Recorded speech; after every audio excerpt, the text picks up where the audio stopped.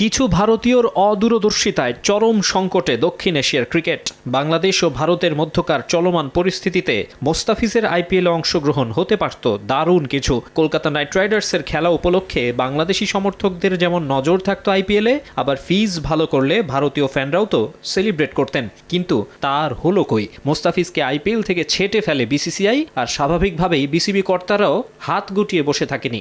একজন ক্রিকেটারের নিরাপত্তা নিশ্চিতে যারা ব্যর্থ, তাদের দেশে পুরো দলকে বিশ্বকাপ খেলতে পাঠানো কতটা যৌক্তিক? তাই আইসিসির কাছে ভেন্যু পরিবর্তনে চিঠি পাঠিয়েছে বিসিবি।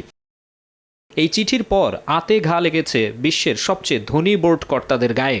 ভারতীয় কিছু মিডিয়াও যেমন আক্রমণাত্মক ভাষায় বাংলাদেশকে হেয় করার চেষ্টা করছে, বিসিসিআই এর সুরও তেমনই। সম্প্রচার, যাতায়াত, ক্রু সহ নানা অজুহাত দেখিয়ে এই মুহূর্তে কোনোভাবেই বাংলাদেশের ম্যাচ ভারত থেকে সরিয়ে শ্রীলঙ্কায় করা সম্ভব নয় বলে দাবি করছে তারা। যদিও আইসিসি কিছুটা কৌশলী, বিশ্ব ক্রিকেটের নিয়ন্ত্রক সংস্থা বাংলাদেশের কাছ থেকে একটু সময় চেয়ে নিয়েছে। চিঠির বিষয়টি আমলে নিয়েছে তারা। বিসিসিআই যেমন বলছে ভেন্যু পরিবর্তন সম্ভবই না, তেমন গোয়ার তুমি করছে না আইসিসি। জানা গেছে 2-1 দিনের মধ্যে এ বিষয়ে চূড়ান্ত সিদ্ধান্ত আসতে পারে।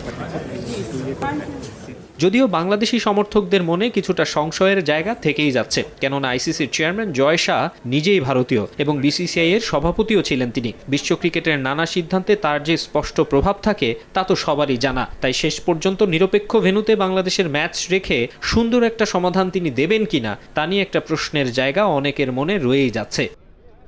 মাকসুম আলম খান, সময় সংবাদ, ঢাকা।